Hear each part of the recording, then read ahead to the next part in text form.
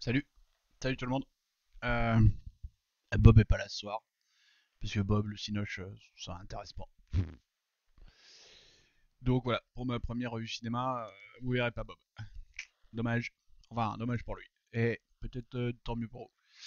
Hier soir, je suis allé voir Affamé. Alors, qu'est-ce qu'on va pouvoir raconter là-dessus sans spoiler? Déjà, moi, je me suis, comme d'habitude, pas trop documenté sur le film, pas regardé ce que c'était, ou très peu. Moi, j'ai vu quoi? J'ai vu Ridley Scott, j'ai dit, oh, ça a l'air intéressant. J'ai vu aucun acteur connu, j'ai dit, ouais, pourquoi pas. J'étais un peu rebuté au départ parce que épouvante, horreur, tout ça, oh, c'est plus ma tasse de thé quoi, j'ai plus 15 ans. Et en même temps, je me suis laissé embarquer dans le film parce que dans la bande-annonce, il y avait une histoire de mythes, de légendes, de trucs bizarroïdes qui m'a attiré. Bon, vu que le film vient de sortir, je vais pas vous dire de quelle histoire ça parle, même si ouais, ça me paraît peut-être assez évident, je sais pas trop. Faudrait voir,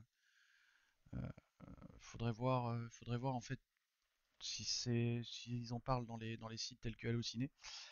Mais j'ai bien aimé justement le traitement de cette légende, puisqu'en fait c'est une légende, la manière dont c'est géré, et puis tout le parallèle qu'il y a avec les personnages, avec la vie des personnages, avec les malheurs, les difficultés, les vies, certaines vies atroces qu'il peut y avoir. Donc, pas, enfin, s'il y a des scènes un peu horribles où on voit des mecs se faire ouvrir en deux, il y a des trucs un peu dégueulasses avec du sang qui dégouline, il y a une ambiance un peu morbide, un peu.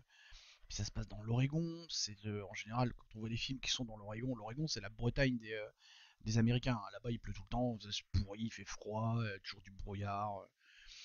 C'est voilà, bon, c'est l'Oregon. Donc c'est vraiment cette ambiance pleine de brouillard, pleine de froidure, de froideur, de trucs. Il fait nuit très tôt, c'est toujours sombre. Bon voilà, c'est vraiment un peu l'ambiance du film qui est comme ça aussi.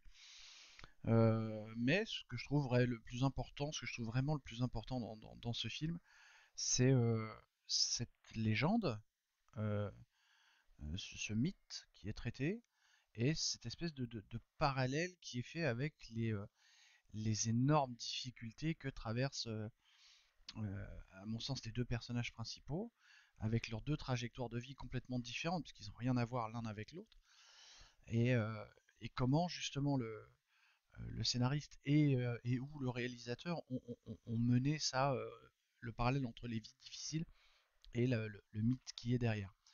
Euh, voilà. Alors, désolé, sur ce coup-là, j'ai été un peu ambigu, un peu machin, mais le film, déjà, bon, est sorti il y a vraiment pas longtemps. Et je voudrais vraiment pas spoiler, parce que de toute façon, j'ai horreur de spoiler, j'ai horreur qu'on me spoil. La seule fois où j'ai spoilé, j'ai pas fait exprès, et j'ai spoilé mon fils, c'était il y a déjà 8 ans, et il me le fait payer assez régulièrement. Bref, allez le voir.